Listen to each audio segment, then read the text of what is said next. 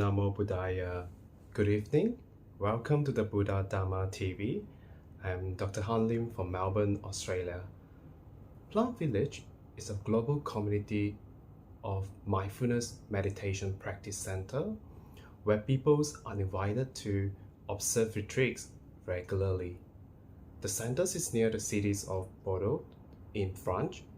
It was offering meditation retreats by its founders, two Vietnamese masters, the late most venerable Thich Nhat Hanh and the present chief nuns of the center, most venerable Chan Kong. We begin our programs today with a Buddhist hymn by Plum Village. This is an interesting title, breathing in, breathing out.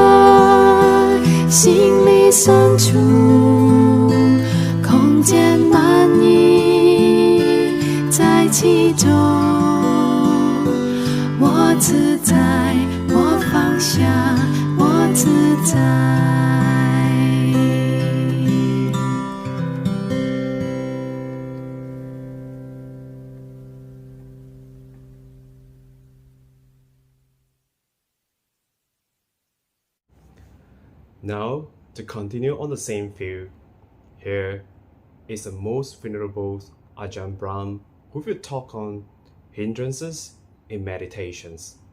This is a part 1 and it was earlier recorded at a BGF. Okay. So welcome to another day in paradise. You have nothing to do, just a few little chores. Make sure you rest, meditate, listen, ask questions when you need to. It's a very nice, simple retreat. And hopefully that simplicity is going to allow beautiful states of mind to arise. Not all the time, because sometimes when a person has a very nice state of mind, maybe they get some nimittas or even deeper, there's a problem they sometimes have. They got a nice meditation once, and they always think the next meditation will also be good. And because of that, I developed a simile of the migrant. This migrant came over to Australia from a very war-torn country. He was actually a doctor in the country where he was living, but of course his qualifications were not recognized in Australia.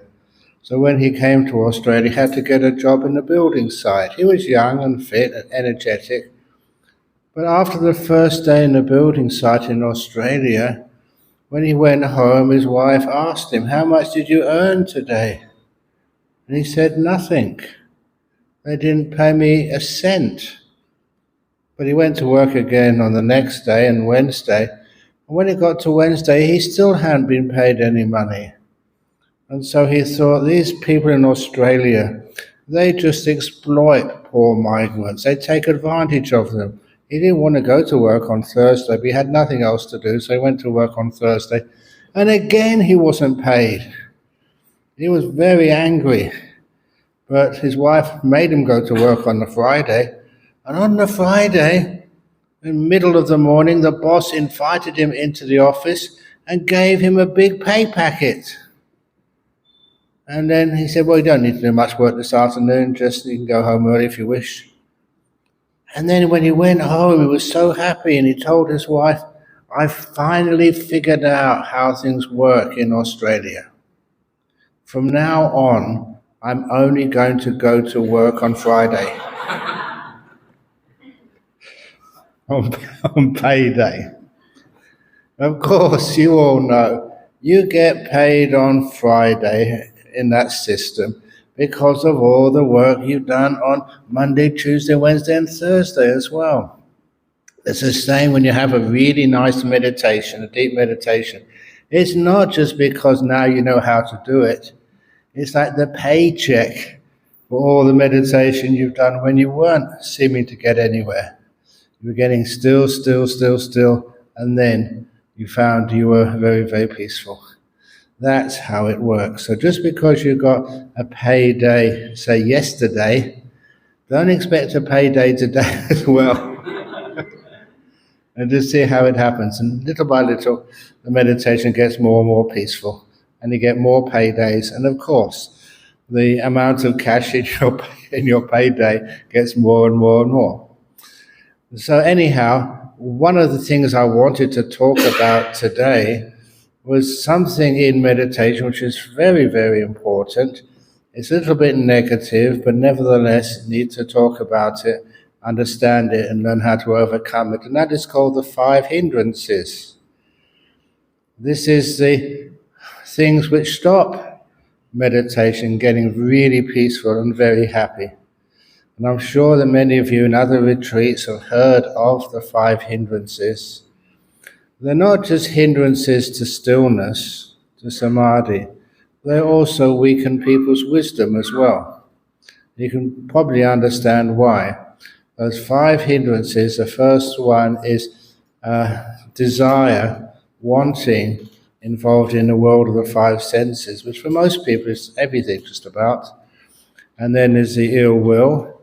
Then there's the sloth and torpor, restlessness and worry, and lastly, doubt. And each one of those weakens, your understanding, but more importantly, prevents stillness from occurring. And so especially the first one, like sensory desire, dealing with the world of the five senses. One thing which I was always inspired by when I heard this from the Buddha, if you indulge in sensory desires, it's like you go into debt. You're borrowing happiness from the future, and you have to pay that back later on. Instead, if you live a life of renunciation, in other words, you don't really indulge so much in sensory desires, you find that your average level of happiness goes up. It was a weird thing to see this, because when I started keeping, say, 5 precepts, when I started becoming a monk, then people said, "Oh, what are you doing that for?" That life was peaceful, there's many opportunities, you can get a job with money, there's so many things going on in London at that time. You can go and listen to the Rolling Stones or the Beatles, have a nice girlfriend, do whatever you want. And I said, no. When I renounced, I was actually happier. It was weird. But my smile got broader the more I kept those precepts. And I still remember to this day, I was teaching a meditation retreat once I was a monk in Australia. And of course, we didn't have our own retreat center. We had to use whatever retreat centers we could get. And this one was in an old Catholic convent. They weren't using it, so we hired it for the weekend. And I remember just on interview times, I was between interviews and was just looking through the window. And there was 2 gentlemen who had just been into the Catholic church next door, were just saying goodbye to each other. And one of them said to the other, "Be good." And the other one said, "No, that's no fun." When I heard that conversation, I thought, oh my goodness. These are supposed to be senior people, members of a church. One said to the other, "Be good." And the other one said, "No, that's no fun." And if I had the opportunity, if there was a door that I would have gone out and told them, no, being good is fun, more fun. At least that's what I've discovered over so many years. Every time you restrain, live a simple life, a good person, number one, you don't have any fears at all. I don't know what would happen. So I know sometimes in monastery, because I'm the boss monk there, the abbot, sometimes like a policeman will come. And many of the other young monks, especially the visitors, they see a policeman come to the monastery, and you can see they're a bit afraid of something. And all they need is because maybe somebody has passed away and they need to inform me. And all sorts of reasons. But so many people, if a policeman came to your house, knocked on your door, would you be afraid? If you have done nothing wrong at all, of course you can't be afraid. It reminds me of a story which I've been telling many people this time of the year, because it comes up a lot in Western countries. It's about when you go invited to parties at Christmas time or New Year. So this, the story. I just had to say the first line and Cassie remembers it all. This guy, he went to a party for his company, and he had a few drinks, but one drink led to another drink. It was a bit sort of sozzled, as they say, maybe too much alcohol.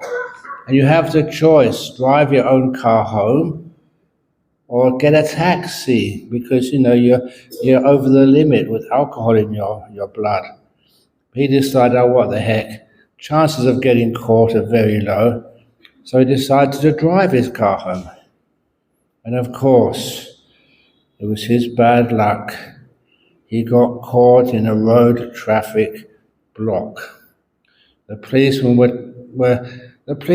were testing every driver who drove down this road.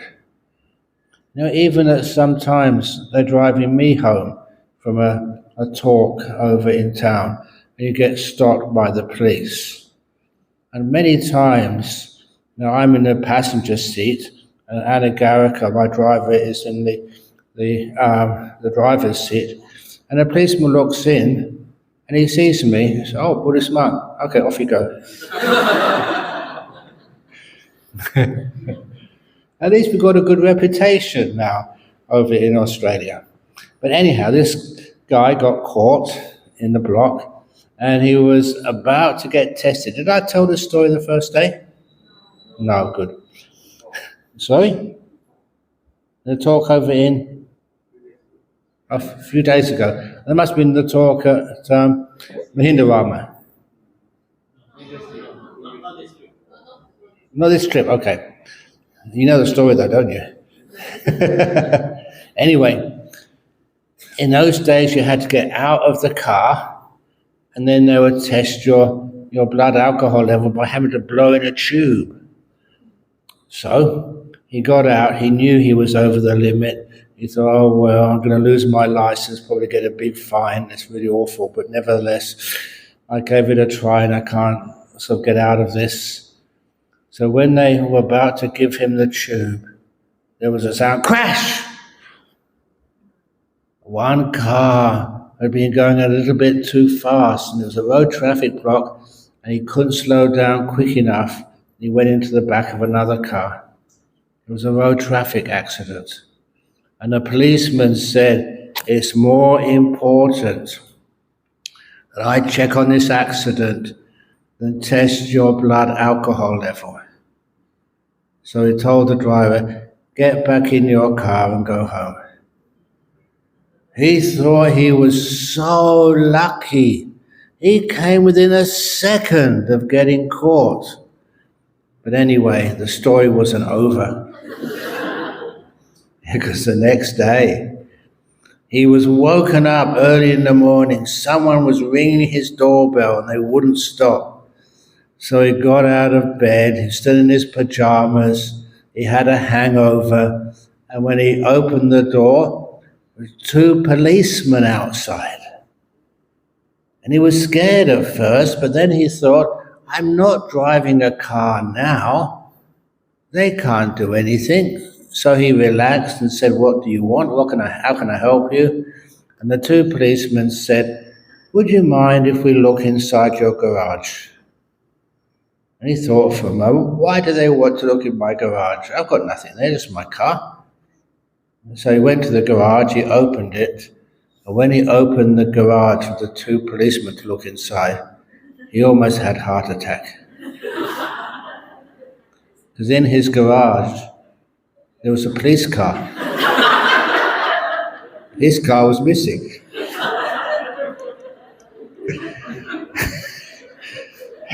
He had been so drunk that when they said, get in your car and go home, he got in one of their cars and drove that home. I remember telling that story in Kuala Lumpur many, many years ago. And the following day, I was going to give a talk in Ipoh, and they were going to drive me up there. And as I was driving in the car to go up to Ipoh, they had the radio on. And the radio presenter, I'm not quite sure what radio channel it was, they told that story. Someone had told the radio channel, and they repeated my story the very next day about the guy who had a police car in his garage. But anyhow, that was just saying just how dangerous it is that when you break precepts, when you indulge in sensory desires. But how can you keep that precepts in today's world? There was this disciple of mine, he said he really wanted to be a Buddhist. He wanted to keep the precepts, but that was one of the hardest for him to keep. When he went to a company function, they asked him, would you like a drink, some alcohol? And he said, no, I can't take alcohol anymore, I'm a Buddhist. And he said, one of his fellow workers said, oh, you're a Buddhist. Very good, that's a very lovely religion. Buddhism is all about letting go. Come on, let go, have a drink. And that never worked. But then he said he found the solution. Now when he goes to some company function and they bring around drinks of alcohol and they invite him to have a drink of alcohol, he says, "No, I can't. Doctor's orders." And they always respect doctor's orders, so they leave him alone.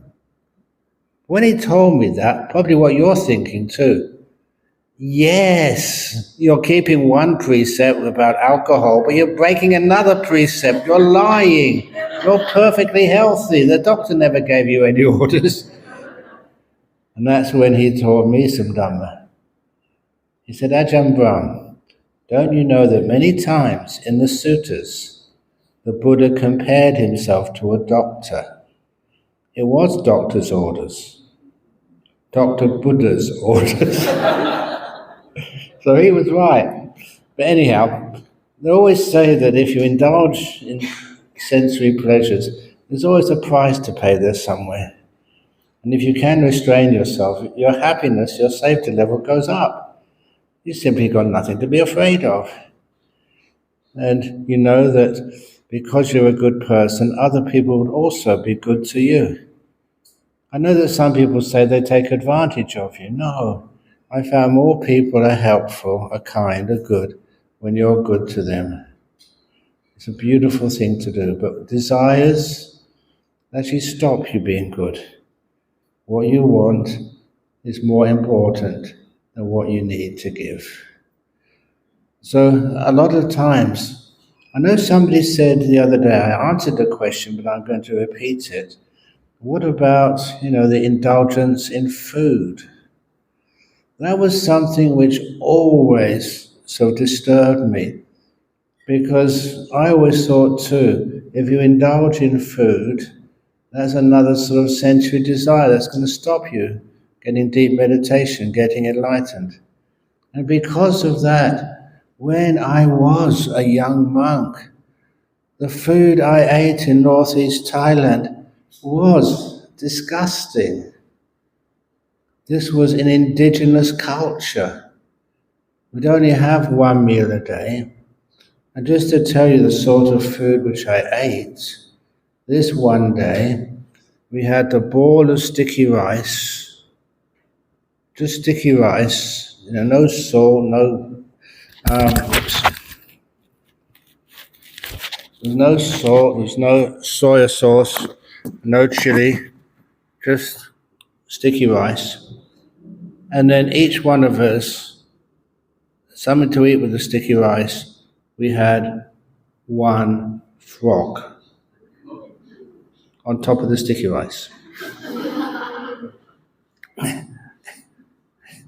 The frog, it wasn't fried, it wasn't roasted, it was boiled.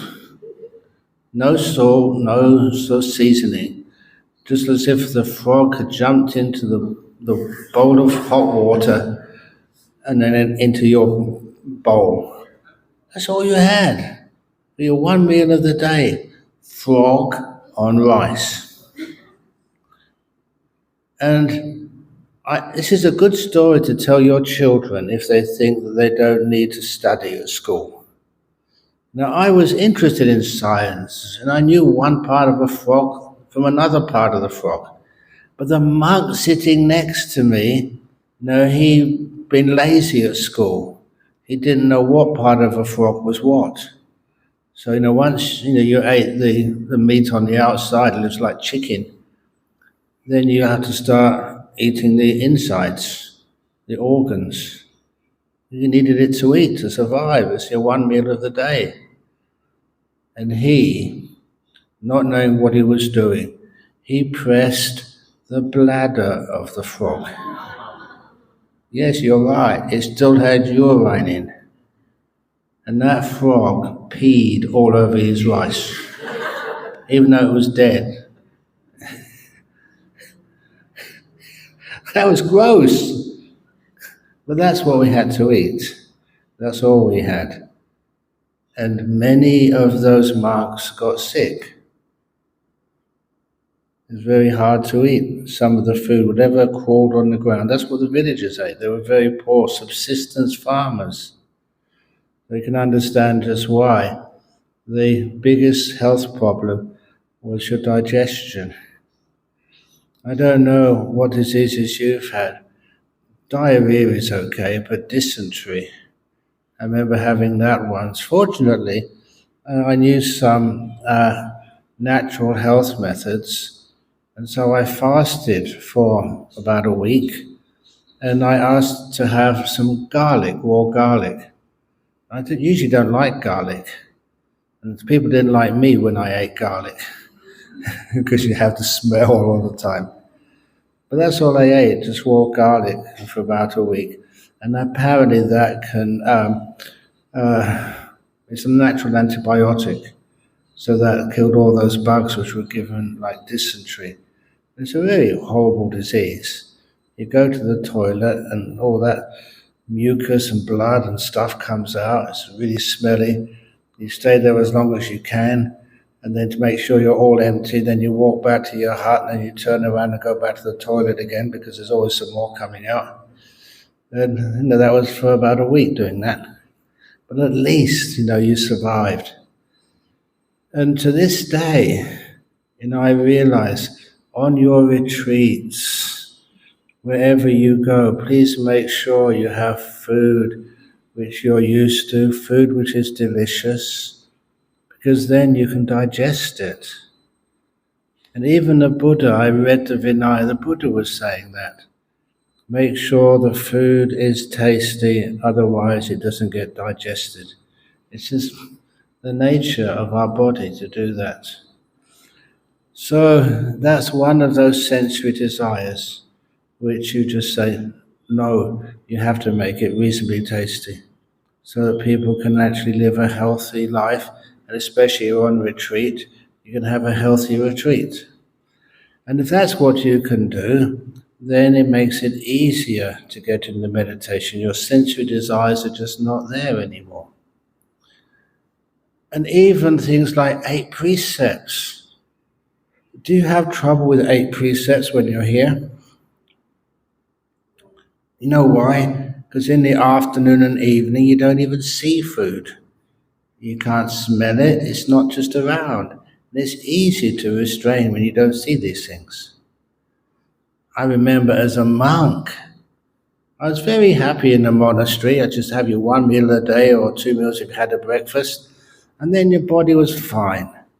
But the problem came when you went to people's houses or you had to go to a ceremony, you're walking down the road. It may be a very hot day in Australia, and then you see the ice cream truck. Oh, I always saw the ice cream truck in the afternoon when I couldn't have one. And I noticed, it always was more attractive when you couldn't have it. When it was actually there and you could just ask someone, they might ask you, do you want an ice cream at your bum? In the morning, yeah, I could have one. But I didn't want one. But when it wasn't there, it became even more attractive. That's something with sensory desire, they can fool you very easily. Even to the point, because of my background, I was born in London. One of my favorite dishes in those days was fish and chips. And I remember when I became a monk, you didn't see any fish and chips ever in Thailand. That was not part of their diet at all. And even when I went back to UK the first time after 7 years, I thought, I'll get some fish and chips this time. But they thought, no, he's been in Thailand, he likes rice and curry. I never had any. But eventually, I think after about 8 or 9 years as a monk, I had to perform a funeral service for somebody, in the morning. There's no way I could get back to the monastery for the morning meal before noon. But I could, on the way back, go to a shop and get some fish and chips. And that was okay because I had to eat something. So I was very excited. Today I'm going to get some real fish and chips. So I went to the shop, we got the fish and chips, and I was so excited. But when I started eating it, it was disgusting. All my fantasies never met reality. And I learned a lot about that. Sensory desire is very much thinking what it should taste like, what it should be like.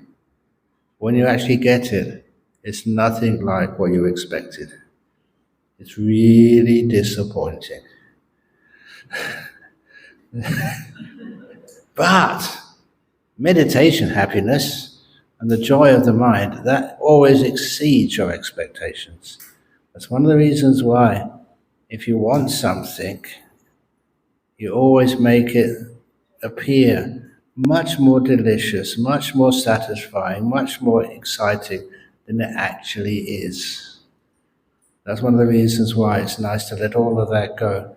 You're here on a retreat and just enjoy peace, stillness, free from desire. And then, you're not in debt anymore. You get more energy. What would you like to have for dinner today, or for lunch today? Do you know what you're going to have for lunch? Imagine we get a real high-class retreat center. Sometimes I used to think, a retreat center, what kind of retreat center shall we have? Not just with high-class meditation cushions, and each with your own aircon, so you're not cold, you're not hot, but also we can give you the menu in the morning. What would you like to have for lunch? I don't think I should have said that, should I? Now you're going to fantasize about it. Not just fantasize about it, but also have a lot of suffering. I still remember one of the first times I saw an ice cream in Thailand. This was a big celebration. I think it was Wesak. So we all went to Ajahn Chah's monastery. And I was just a very junior monk. So I sat, close to the end of the line. And there was another monk who was actually junior to me. He sat in front of me. And they came with ice cream for everybody. And I thought, I haven't seen an ice cream in about 7 years. Now today I was going to get one. And you get all excited. A young monk, okay. And this is what happened. They came with the ice cream, they passed it down, they went to fill up the tray to get some more ice cream. And they gave the last ice cream to the monk just above me. And they never came back. The ice cream ran out. And I thought, oh my goodness, that's teaching me a lesson. It was teaching me, don't want for anything and always get disappointed. So that's just with food and your food cravings. Now, in other times, this is what happens to me here. Sometimes at lunch or breakfast, someone comes up and says, Ajahn Brahm, try some of this, it's very nice. And I would always follow. I would actually eat some of that. And I'd really regret it afterwards. Yes, tummy, why did I eat that? That's why these days, I'm very careful, making sure that whatever food it is, it doesn't have to be tasty. At the very least, it doesn't do me any harm. And that was the Buddha's standard. Whatever you eat, it's not for fun, not for fattening, not for beautification, only for the maintenance and good health of the body, to get rid of the old feelings of hunger and not get new feelings of overeating or stomachache. And that's a chant which we would often do before every meal to remind us this is a purpose to it. It's for your health, but nothing else. That means that it's not indulging, it's reflecting. And sometimes, on purpose, sometimes we fast. And by fasting, I don't mean we go to McDonald's and get fast food. Oh, come on, it's okay to laugh. That's not a very good joke, I know, but... Because sometimes it's nice to give the tummy a rest. and sometimes you get much better energy. Then there are times when you're meditating, you get into some nice deep states. Because your metabolism goes down, you don't need so much energy. You don't need much fuel in the car if it's parked in the garage all day. And that's just like a body which is meditating. Metabolism goes down. You don't need so much, so you don't eat so much. Of course, my problem is my metabolism has gone down. I don't need so much food, but I realize that you need to give it to me. That's true. You say, Ajahn Brahm, I got you some special chocolate. Please accept it. I'd usually put it in the bag and take it back and give it away. But if you're here, I have to eat it. And sometimes you may have seen me, I look at you. Say, Kai C's gave me some chocolate. I look at you and I put it in my mouth and you smile. You've actually given me something and I've actually eaten it. Not because I like it, because I understand how important it is to receive. Sometimes, look, I never wear socks. Even when I was in UK recently, it was very cold, not minus 6 degrees, 4 degrees, that sort of temperature. I took a pair of socks with me to UK. I wore them the first day and I thought, I don't need these. And so I took them off and gave them away. I really rarely wear socks. I got very good circulation. Even in UK, I didn't even wear a beanie on. I was fine. So one day over in Melbourne, this was in Perth, this old lady gave me a pair of socks and said, I've knitted these myself. I didn't buy them from a shop. I made them myself just for you. Now what do I say? Do I say, sorry, I don't wear socks? Take them away. And that's really mean and nasty. This old lady had spent, weeks or months knitting this pair of socks for me. So I took them. And I was giving a talk. Now, a lot of the time when I give a talk, this is a bit of a narrow bench, but I usually put my feet together cross-legged so they can't see whether I'm wearing socks or not. But that day, I put my socks on. And as I was giving a talk, she was sitting to my right. As I was giving a talk, I started to move my body.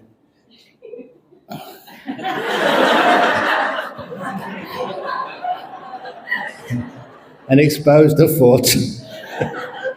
And I was half listening over there. And you could hear her. He's wearing my socks!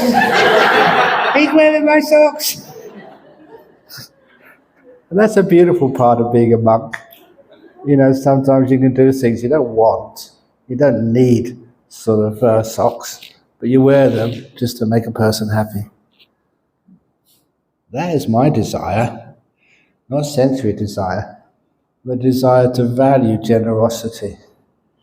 And the greatest story on generosity came from a story a long time ago, and it was about the Dalai Lama. And this story, he was still in Tibet at the time, so it was a really long time ago. And there was an American journalist who was following him around, doing an article about him. And this obviously a very famous and well-loved monk, the Dalai Lama. When he was in Tibet, he would go from village to village, and people would line up to do dana, give him some gifts. Not so much food, but other stuff. And he would always accept it and give a blessing. And this journalist was getting more and more angry. This is supposed to be a holy man, the Dalai Lama. He lives in a palace. He gets the best food, the best clothes, the best everything. And now all these poor people are lining up to give him things. This is not right. And especially when this very old, poor lady, dressed in rags, who came up to the Dalai Lama and gave him a skirt, a woman's skirt. And at that, the journalist couldn't hold back his anger. You call yourself a holy man, a religious leader, and you accept a skirt? You're a man, you'll never wear that. And that lady needs it more than you do. She's really poor. What are you doing accepting all these things? And the Dalai Lama apparently said, yes, you're right. I don't need this. But that lady needed to give it to me. And when I read that, I thought, wow, and now I understand generosity. It's not just that someone needs it, but somebody, at times each one of us, needs to be kind and needs to give. And even then the Dalai Lama said, in the next village, not in this one, I will give it to some other poor lady. Because it's true, I never wear a skirt, he said. But there's others who need it. And that means the person who receives that skirt, one who really needs it, has happiness. And the person who gave me that skirt gets happiness. And I, as like the middleman doing that transaction, I get happiness knowing just how we've made two people at least happy. And that gave me a huge understanding of what generosity is. It's not because you want something, but you want people to share. You like to see this giving and sharing, and that means that so many other people get happiness. Those socks which that lady gave me, I found somebody else who needed socks much more than I did. I didn't throw them in the bin. I just wore them once, made her happy, and then gave them to somebody else. That's the sort of thing which we get taught as monks and nuns, of how to deal with the generosity of people. And it's not wanting, it's not sensory desire with food. It's like using it for its purpose, using generosity for its purpose. It's just to make people happy, let go of, even just when they had the donation boxes in the back over there yesterday that Amy and Annie were talking about. They're not even listening now. No, sorry.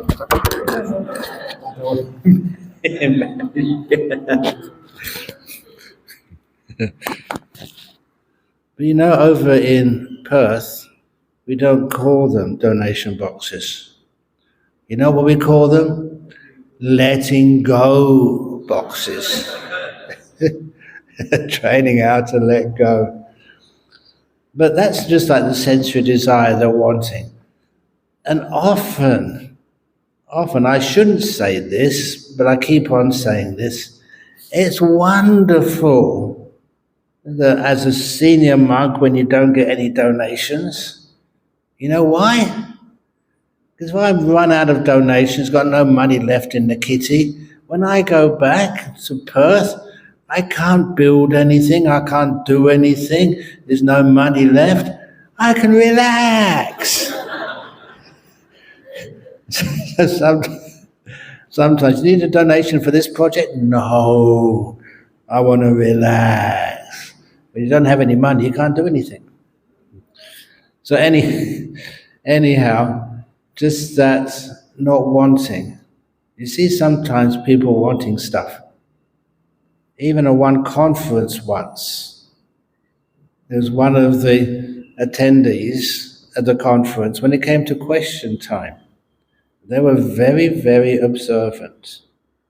And they asked a question. And there was all the monks. I was sitting next to this Tibetan monk. He was Western, but in the Vajrayana tradition. And this man put his hand up to ask a question. Is it allowable for monks to wear Rolex watches? And the monk sitting next to me, his hand suddenly went under the table. He was wearing a Rolex. Goodness gracious, that's going a bit too far. You know, once I got caught out. Somebody asked me, actually they never asked me, this was one of the disciples that got me out of trouble beforehand. When I was signing books, you know that I have to sign a lot of books. Sorry? Yeah. I was signing these books with a Mont Blanc pen. And they said, "Where did you get that pen from?" I said, "Well, just someone gave it to me." "Don't you know a Mont Blanc is a very prestigious, expensive pen? 1,000 ringgit, how much it costs?" And I honestly said, "No, I haven't got a clue. The difference between a Bic and a Mont Blanc. I don't buy the pen. I haven't got a clue what it costs." But as soon as they told me that it was really expensive, of course, it went away. That was such a lovely pen to sign books with.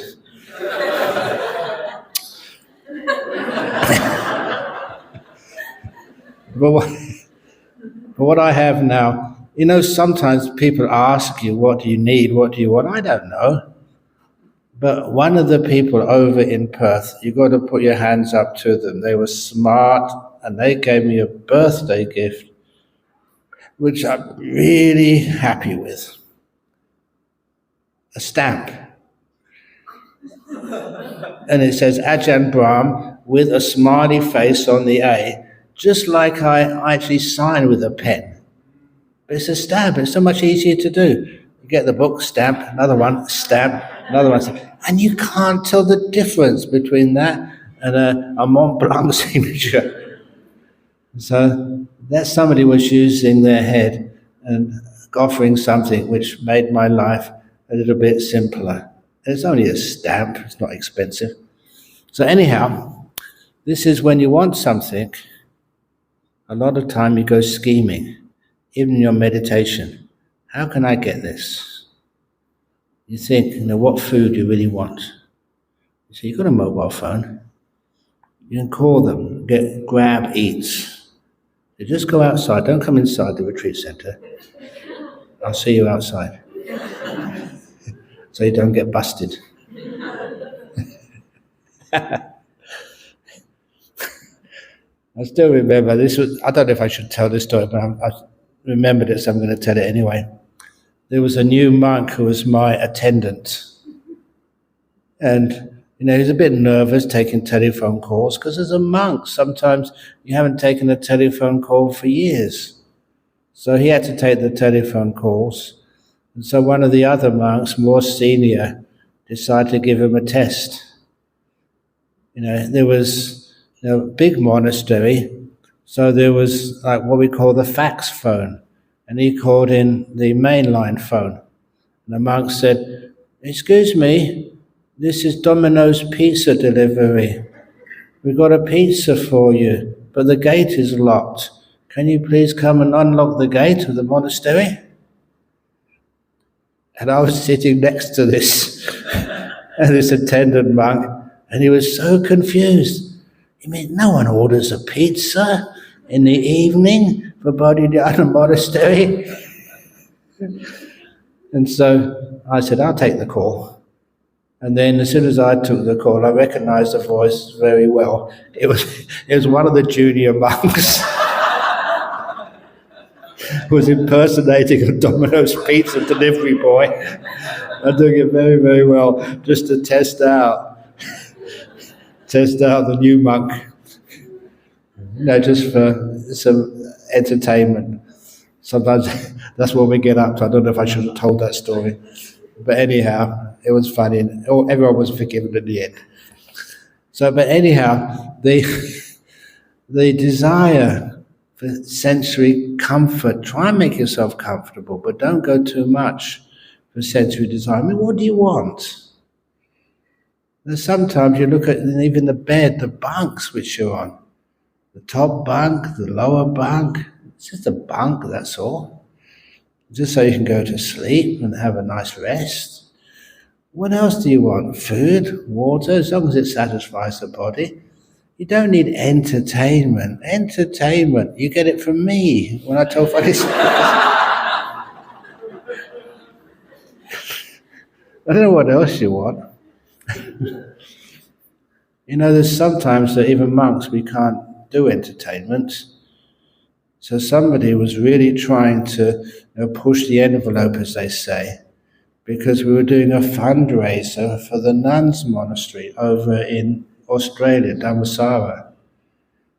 And there was a very wealthy Malaysian woman. And she showed me this check for 10,000 Aussie dollars for Dhammasara. He said, I will give you this check for Dhammasara Nuns Monastery only if you sing a song.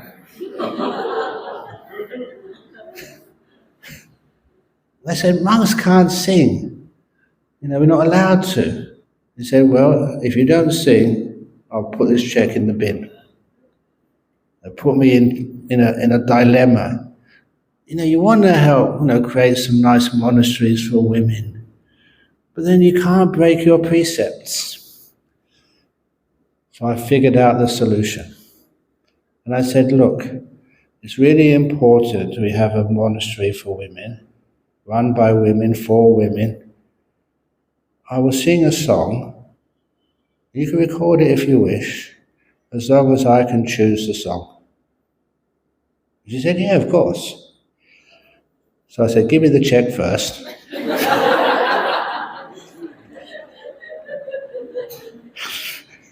And then I said, I choose the song. It's a real song. It was a very big hit when I was young. A song by the pair Simon and Garfunkel. Have you heard of them? Yes. Yeah. And the song is The Sound of Silence. And I was quiet for about 10 minutes.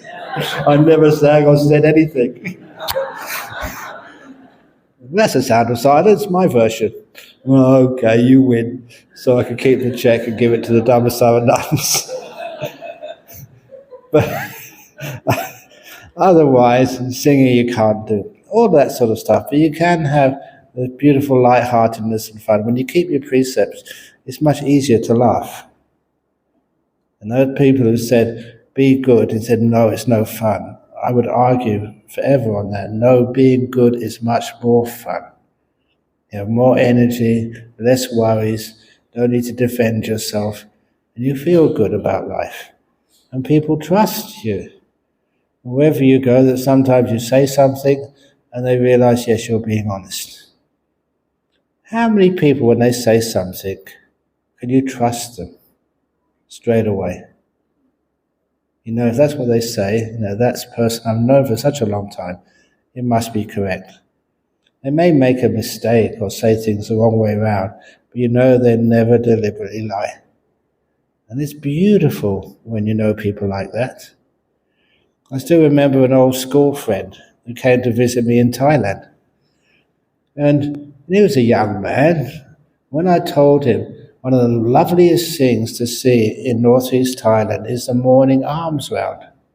So please come on the morning alms round. He said, what time is it? Well, we usually leave about 5:30 a.m. 5:30? I'll never get up by 5:30. And I told him, don't worry, I'll come to your door about 5:20, knock on the door to wake you up, and you just quickly get dressed. You don't have to wear that much on alms round, and you can come with me on the alms round. And of course, that's what I did. And on the way back from the alms round, he said, that was such a unique experience that night before, because I knew that you'd be there, as you said, at 5:20 to knock on the door and wake me up. And you were. He said, I live in London, so you can't trust anybody to do things like that. But I knew, because you're a monk, a spiritual person, I knew you would actually do that. And they meant so much to me. And those sorts of things, I take that for granted. But can you always take that for granted? And maybe even your child, your partner, your parent, your child. When they say, yes, I'll be there and I'll pick you up at that time, can you trust that? It's wonderful when you can. It makes life so much easier and more joyful. So anyhow, that's when we don't have any ill will, we have trust. And that's also part of those 5 precepts. Already here that sometimes some of you say you've done something wrong and you're guilty. Oh my goodness, Just forgive yourself, let it go. It's more important. You can learn, grow, let go beyond that, so you can have some peace and happiness in your life. Don't be afraid of making mistakes. Because sometimes the aversion leads to punishment, revenge, and that just makes the mind very tough and very, very unpleasant.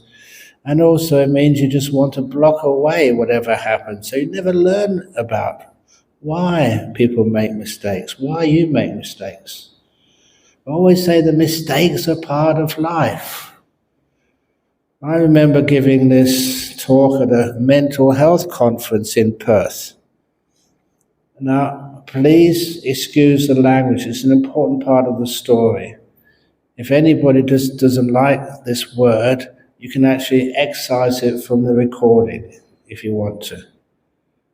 But as I was giving this talk about mental health, this was to the clients of the mental health service, not the psychologists, but the people who went to the psychologists. And when I went in there, they didn't know me. They knew I was Ajahn Brahm, that was my name. But a couple of them, when they came out afterwards, after the talk was finished, they came up to me to apologize. What do you want to apologize for? Because when we saw you coming in, you weren't a professor, you didn't have academic credentials, we didn't know who the heck you were. And so I said to my friend, who is this, coming in to teach us? That's a very nasty word. And they said, we want to apologize for saying that, because you made us laugh and cry. Your talk was magnificent. I said, what part did you really like? And we liked the part where you said about the trees in the forest. One of the first times I mentioned that story. I'm a forest monk. I live in the forest for the last almost 49 years. And I said I noticed something in the forests. I've never yet seen a perfect tree in any natural forest. All the trees are bent, crooked, twisted, with some of the branches torn off by the storms. And in those holes in the trunk left by those branches which had fallen off, that's where either birds or animals make their nests. They're an important part of the forest. And all the leaves on the trees, on the branches and twigs, it's very rare to see all those leaves perfectly green. There's some yellow ones, some brown ones, some eaten by bugs. And even the bark of the trees is never smooth and perfect. There's been bushfires, things have hit them. All the barks of the trees are all damaged. And I said that the trees which are the most damaged and twisted and bent by misfortune, they're my favorites. They're the ones which are the most beautiful. I'm being honest. They're the ones which I like the most. The bent, twisted, damaged ones. And I said that any of you in this mental health conference who are bent, twisted, and damaged, number one, you belong. You belong in this great natural forest of humanity. And number two, those of you who are really damaged, really bent, you are some of my favorite trees. You're the ones I would love to sit under or have my photograph taken with. And they got that. I identified so easily with the bent and twisted human beings damaged by life's problems, either physical infirmity or some accident or just by people who abuse them. You belong. You're not so discriminated against or put in some dark corner and forgotten about. You belong. You're some of the most beautiful people. So you don't need to get angry at yourself. No negativity about who you are, what happened to you. You accept that as something which is like an adornment to who you are. And they turned around straight away and said, "Thank you, we cried, we laughed. Thank you so much, your talk was meaningful. Showed us a different way at looking at our mental health issues." So the anger is the opposite way around. We want to get rid of something, throw it away, tell it off, make sure it disappears so we never have to see it anymore. In meditation, don't get angry at anything. Whatever happens, when you're meditating, if some really silly thought comes up, it's there for you to learn from. You know, when I taught you about the Empress 3 questions meditation, now is the only time you ever have. It's the most important time. Give it importance. The thing in front of you is the most important meditation object, no matter what it is. What if it's like pain? What if it's like memory of some terrible thing which you did or someone did to you? Can you stay with that? Is it right, to the third part of Emperor's questions, to care for it? Yes, very much so. These are things which happened to you in the past. Care for it, and you learn from it. It gives you the understanding. This is not like a permanent scar on you. This is like an adornment on you. When you learn to learn from it, why did it happen? What actually is it? It changes the way we perceive the unpleasant things which happen to us in life. We stay with it, care for it, and learn from it. Every time you reject something out of the ill will, you think, "No, I don't want to watch this." That means that you haven't learned. When you learn, these things come in, you don't see them as negative anymore. You see them, "Oh yeah, this happened. I've learned from it, it will never happen again." And you can move on to some very beautiful mental objects. So you let go of ill will, you let go of wanting, all wanting.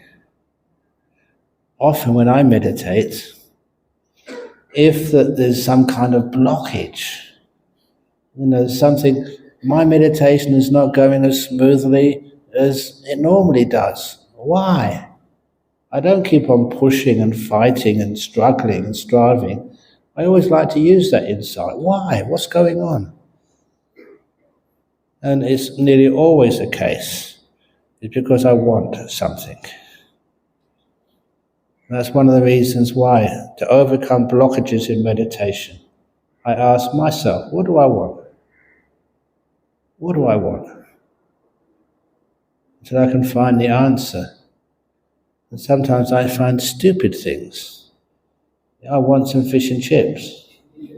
But I had some this morning, what's the big deal? Or I noticed that when I was a young man, and I was a vegetarian. I had a choice, but I chose not to. What is this with this wanting? Wanting can be very, very weird. And anyhow, what do I want? I want to get jhana. No way! It's not got from wanting, it's got from being still. You're so still for long enough, that everything starts to slow down and stop and become peaceful. So ask yourself that during meditation. What do I want? If you want something, you're blocking the meditation progress. Want nothing in the whole world. Happy to be here, content, easily satisfied. I don't know how many of you have been over to places like Perth, but we do a translation into English of the Metta Sutta. And part of that is learning how to be content and easily satisfied, not proud or demanding in nature. And often I shall pause there So I said, this is really telling you something about the Buddha's teachings of meditation. To learn how to be content. I don't want a jhana. Whatever happens is fine by me. Then you are unlocking the doors to jhana by having that sort of attitude. Content and easily satisfied, not proud. I'm a monk, I should get jhanas. Not proud, doesn't matter who the heck you are. And not demanding in nature. I don't demand to get a jhana. I'm just content, easily satisfied. Then your doors of jhana are wide open. So there's no wanting. Ill will, or even a worse form of wanting, a weird form of wanting, because it makes you tight and tense, and it's very hard to satisfy that.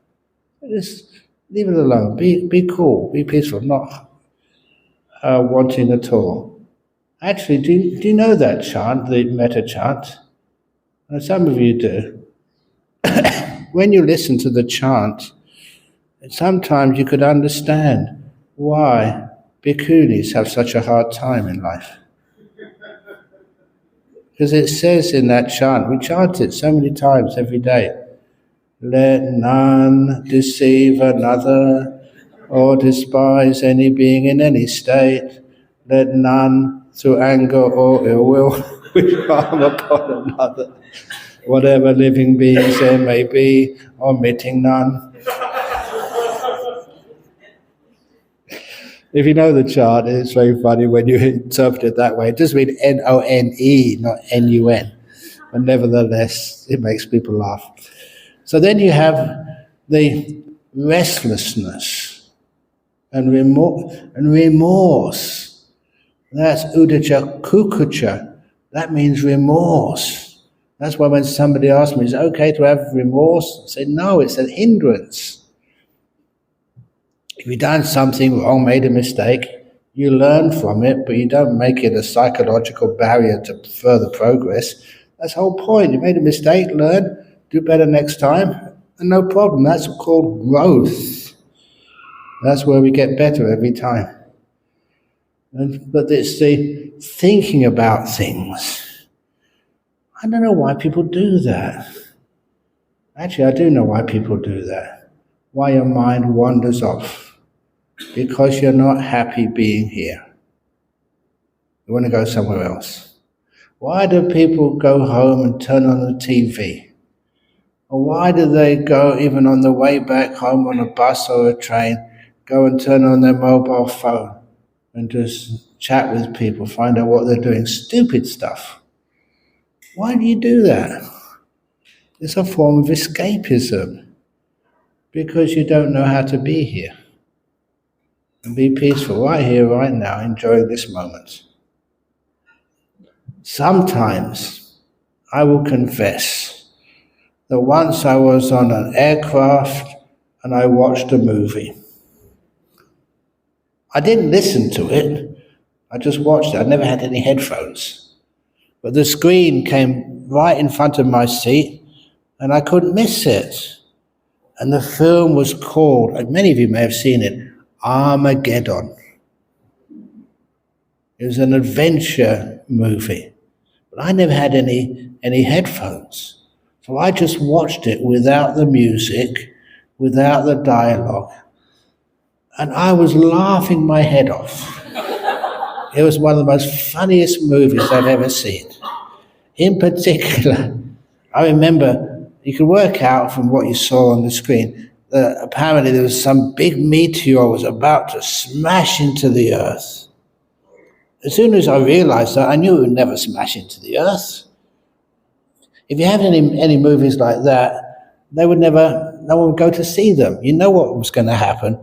I never wrote the script. I never understood about what the script was, but you can work it out straight away. It's very predictable. The very last minute, something will happen and somebody will be the hero and they'll blow up the meteorite and it will just miss Earth. Just. But anyhow, they had to get to the meteorite on this spacecraft. And when one of the spacecraft landed on this meteorite, It wasn't just like a landing strip there, it was just like a rock with lots of crevices and peaks. And they smashed into this meteorite. And there was flames and sparks and explosions everywhere. Now for about 5 minutes, like pyrotechnics. And then, if that wasn't enough, it fell over a cliff and went to the very bottom, maybe a kilometer down, and exploded again. More sparks, more flames, more explosions. Then it finally came to a halt.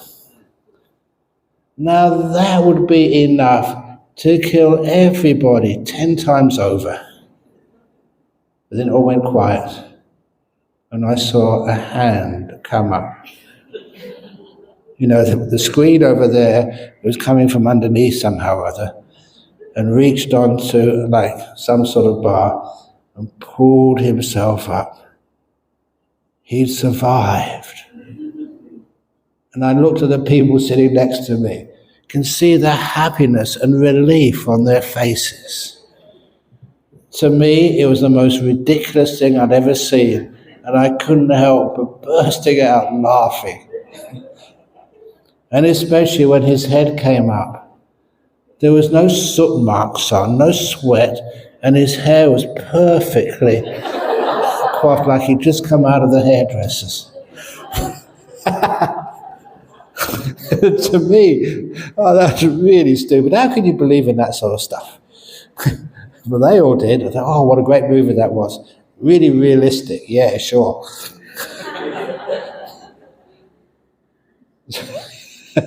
So anyhow, when you see reality with reality, because apparently all that music and dialogue, then it is there to control your emotions.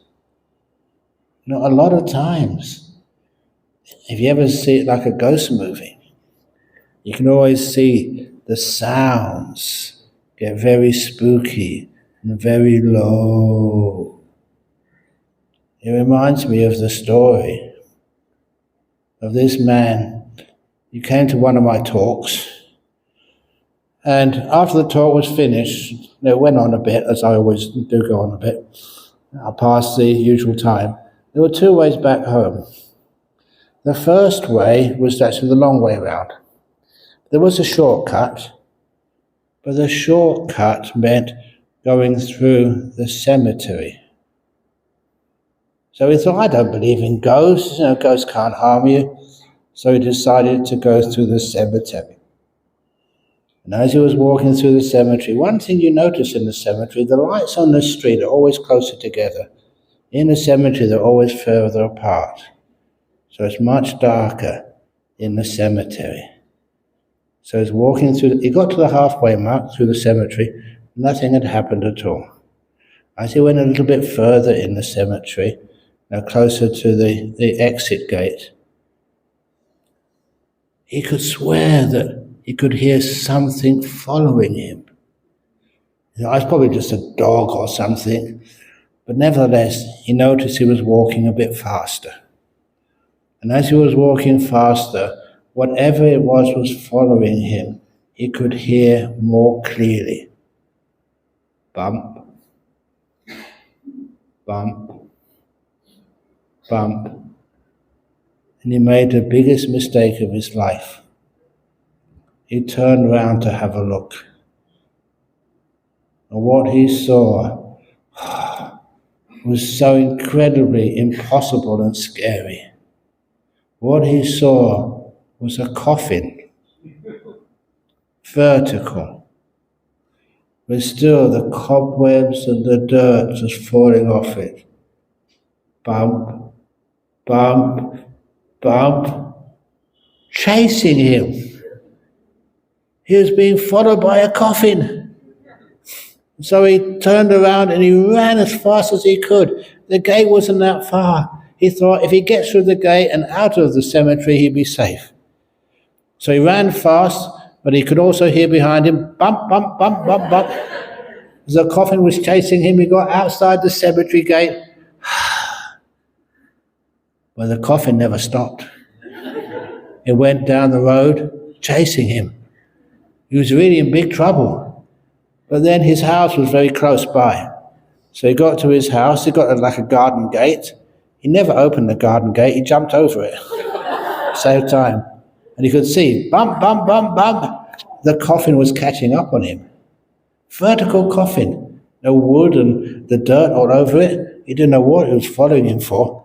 But he jumped over the garden gate, ran down the path, got the keys out to his front door. He dropped the keys. You know what happens when you're really nervous and afraid? You make mistakes. And that coffin, it couldn't jump over the gate. It crashed through it. Bump! And went right through the gate. And there he was. He could see it, coming really close to him. He picked up the first key he could, put it in the lock. So fortunate, it was the right key. He turned the lock, opened the door, jumped inside and banged the door shut. Just as the coffin came to the front door, he could see it through the little glass they have, in the front doors of people's houses. He put all the spare locks on, the bolts, everything, to make sure he was safe. He was in his house now. He'd be safe. Bump!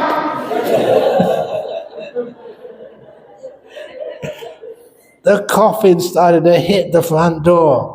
And again, bump! And you could see the hinges start to come off from their screws. This was a really strong, supernatural coffin.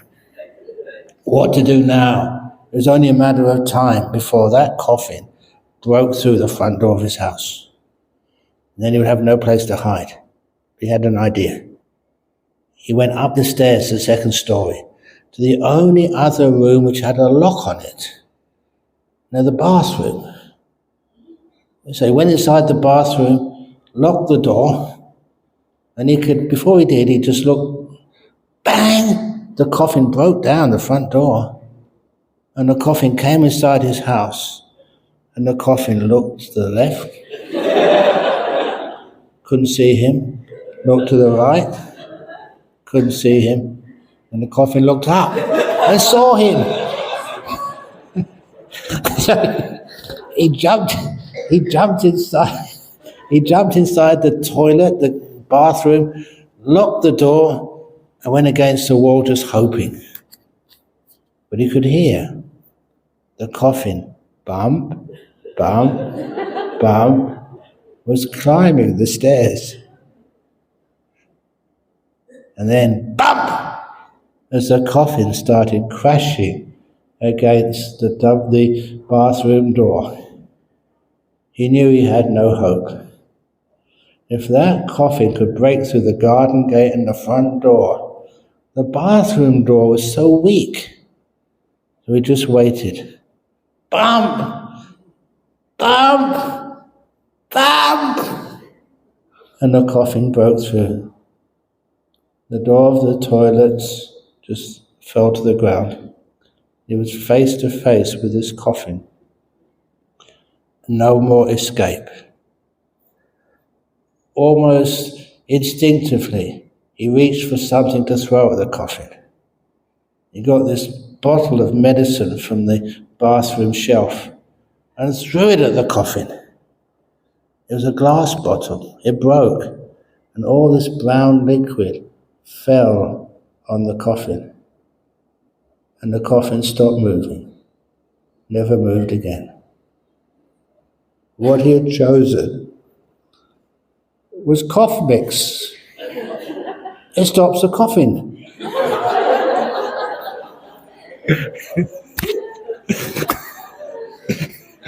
Of course it stops the coughing. That's what the doctors and the people in the medicine department know.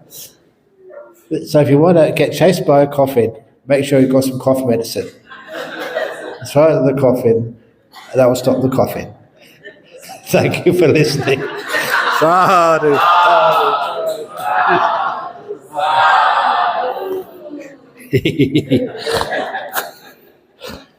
Okay, anyway, I hope you enjoyed that and having some nice meditation. I'll say some more about the 5 hindrances later on.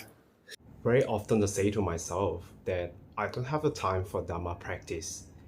Bhante Rahula's Dharma talk on no time for Dharma practice helps me to clear some of my wrong perceptions. Here is Bante Rakula's third part of the talk on the same topic. After we anchor that, this is a very important one. And this is where we get lost, or where I get lost. I will speak about myself. So generally, this is what happens. You tell me yes or no, or how do you feel about it? Generally, when we are talking with somebody, we tend to put 100 of attention of the person. 100 attention of them. She's 0 attention on herself and 100 attention on him. What he's saying, oh, and then, no way. Oh. So we are totally out. Have you seen somebody looking at the TV like this? And you are in the side looking at him, and he don't even recognize that you are standing. I like, what is this guy? What's happening? The same way happens many times to us when we are talking. Maybe you are doing the same time with the monk. So my question is to you: how much attention you have in yourself? Be honest. Maybe you are, what, this monk? Oh, this monk, ain't it? How much attention did you have in your body? Very little sometimes. So this is very dangerous. Very, very dangerous, because we are lost in the world totally. So in order to understand what I'm saying, you don't need to put 100% attention. Keep 50% of attention in your body and 50% in what I'm saying. You will understand me, don't worry. Okay, now let's do it. Feel your body. Can you feel your breath? Can you feel it? Or your hands or your weight? Can you feel it? Can you understand me? Of course, you can do both. So we need to upgrade. Don't get lost in the speech of the other person. You come back and you are, I know my body, I know the mind, I know what I'm thinking, and the emotional reactions that are coming up. So if there is fire coming up, you will be able to hold it on time. If there is worry popping up, you will be able to hold it on time. When fire is small, very easy to turn off. But when the fire grows, even sometimes firefighters come and they say, oh, sir, your house is gone. Sorry, I cannot do nothing. It's too big of a fire.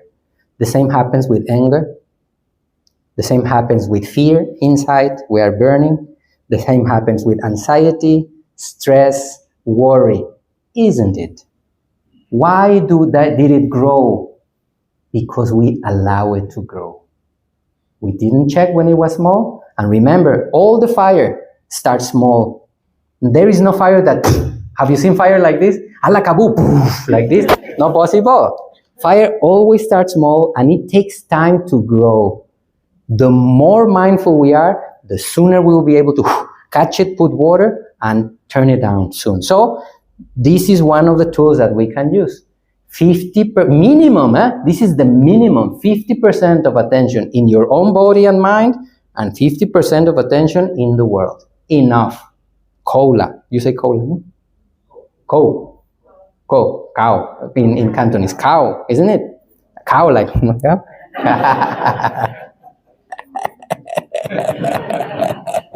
okay, so 50-50 as a minimum. Cola, cow. Kaula. Kaula. Okay, 50-50 and sometimes even more. Good. Let's breathe in. Kaphei. Fuhei. Next one. How much do you walk a day? Oh, a lot. We walk a lot. So my dear family, here we coming to my favorite ones. Walking meditation, I love it. Why? Because if we train ourselves to be mindful while we are walking, in movement, many possibilities to be mindful during the day we will have. We will come back. We won't get lost because we don't live sitting. Somebody here lives in their home or your whole life cross-legged like this with your eyes closed. Somebody? None of us. You have children. How can you be, okay, children, quiet down. Not possible. You are driving. How can you do so? You see, we need to train our minds to be able to be stable and strong even while we are walking. That's why I love so much walking meditation, because walking meditation is closer to life, isn't it? We live in movement. So if I already trained in the gym to be mindful while I'm walking, The whole day you can meditate. Do you see the potential? Do you see the potential? The whole day you will meditate for free. You don't need to go a special place. So how to do? You don't know. If you haven't heard the instructions, you just aware of your body, and you can do while you are in the gym. Take 15 steps, and then you just go back and forth, and you are mindful, keeping the mind stable. Past or future, you drop, and then just come to the body. That's how you do. And here comes one of my favorite ones. When I was a layperson, I was a musician, and I was also a teacher, teaching children. Imagine 40 children from 7 to 12 years old. You can imagine the chaos of that. 40 of them playing African drums or doing music. You can imagine the noise of that. So the thing was that when I was married back then, and my ex-wife, we were working together. So we were there, and I started feeling very stressed after the classes. There was so much noise and so much chaos. I started accumulating stress. So one time I told her, I feel very stressed. I'm not enjoying the job like this. So I said, what to do? One day, when the children were making the games, the playing, I put music. So let's say the mixer, the soundboard, let's say the soundboard was there. So I was playing here with the children. No, go here and there. Don't jump that. Come down from here. Something like this. We were 40 of them. So then when the game finished, I recognized that when the game finished, I needed to stop what I was doing, turn, let's say the sound mixer is there. So I needed to go to the soundboard and then to turn the music down and then talk to them. Then I realized that actually, when I gave the bag to the children, in this moment, even there was a lot of noise in there, I was by myself. There was nobody here. Wow. So the first time I came back to the body, come back to the breath, I came down, turned down the music, and then when I turn it, you see, the mind used that moment to come back, and I say, wow, I have a treasure here.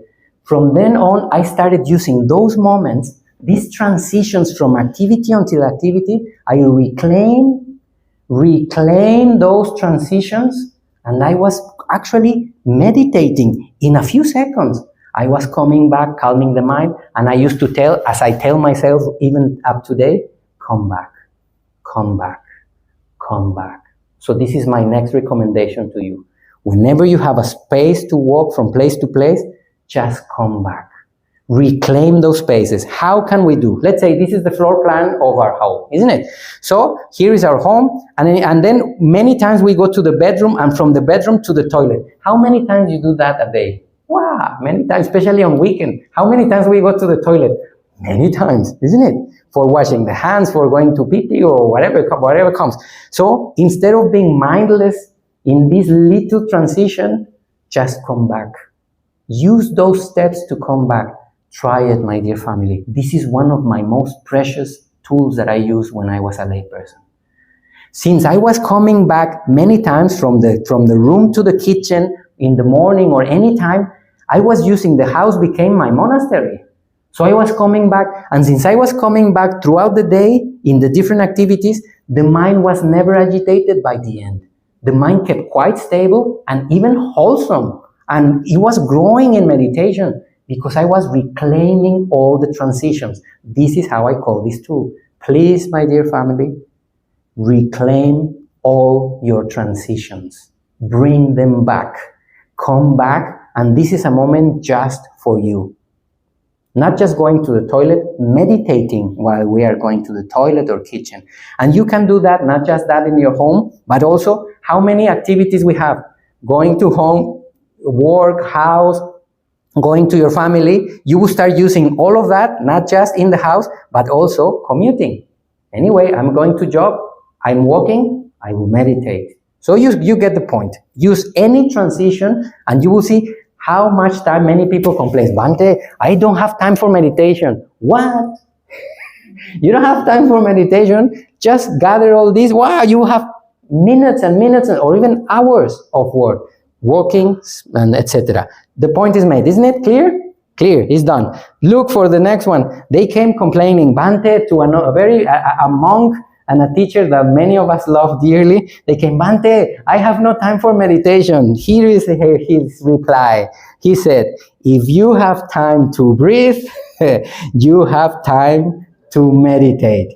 Period. Ajancha. Wow. Sadhu, sadhu, sadhu. If you have time to breathe, do you? Do you have time to breathe? You have time to meditate. Period. No more complaints, Bante, I don't have time. Oh, do you have time to walk? Do you have time to go to toilet? Well, we have time to do a lot of meditation. Can you see the hope? Can you feel the hope? Feel it, feel it, feel it, feel it, feel it. Hope, hope, I see hope. I can see the light at the end of the tunnel. Yes, our lives are not so dark. Wonderful, wonderful, wonderful. We just need to be creative. You see, that's the thing we need. You remember at the beginning I told you, be curious, be like a child, be creative. Once we are creative, otherwise we're No, we wake up, we take the life, find new ways. And if we get a trouble, if we get an obstacle, use it as a stepping stone. Instead of complaining, oh, I got this stone. Oh, what can I do with this stone, by the way? So we use it. So that's how we're going to do. The teachers have been saying all of that for years. And here we go to the next one. Everybody okay? Everybody okay? Kap hey? Fu hey? Okay, the next one. We are working now. This is a working session. So the next one is coming. Well, we are almost finishing, but still have something. So the next will not be like it will be like whoo. Okay. So kap hey, fu hey. No, like a warrior, like a warrior. Okay, kap hey, fu hey. No, not yet, not yet. Stronger warrior. Kap hey. This one. One more. Kap hey, fu hey. Yes. Dhamma warriors. Very good. Because the next one is the enemy. We are about to face the enemy. My dear family, let's get this one. Life, sensual pleasures are not the enemy. The enemy is what the mind does with them. So here are the 5 enemies. Life is not the enemy. The enemy is desire and obsession, anger, drowsiness and nothingness in the mind, restlessness and worry and doubt. These are the real enemies. It's not life. It doesn't mean that you need to let go of no, you can have your family, you can have your home or whatever, or your business or your projects. Go ahead. But you need to take care of these guys. The life is no problem. So these are the 5 enemies that we need to keep out, and this needs to be clear. We need to keep the mind, whatever we do, free from desire, free from anger, free from sleepiness, restlessness and worry, and doubt. And once these 5 enemies are out, what stays? Of course, happiness. We are at peace. Now, where do these enemies live? Whoop. Inside. Do you have these 5 enemies? I think you do. Me too. So, my dear family, this is dangerous. You know, practicing the Dhamma is dangerous. The enemy is living already inside of us and is moving the strings without us knowing. We need to wake up from within. Desire and obsession, lust, is assailing, is calling, anger, and all of them. So let's keep that in mind, and we don't need to fight with life. It's okay. So we breathe in like cool one, not the warrior one. We kap hey, and we are at peace. And I will tell to these 5 guys, I see you. I know who you are. I know how you behave. I know how you start and what are your moves. So I will be able to take you away. We don't need to fight them. We will just move away. Deal? Deal? Okay. You're making a deal with a monk, huh? In front of the Buddha, huh? With the candles on, huh? So watch out, then what you say. Deal. Yeah, good deal. Make a deal. Deal. Me too. I will try. Okay. Okay, friends, that's all for this weekend. And if you have time, you may listen to this talk again and again so that you may improve your knowledge of the teachings of the Buddha. Wish you all the best. Good night. Namo Buddhaya.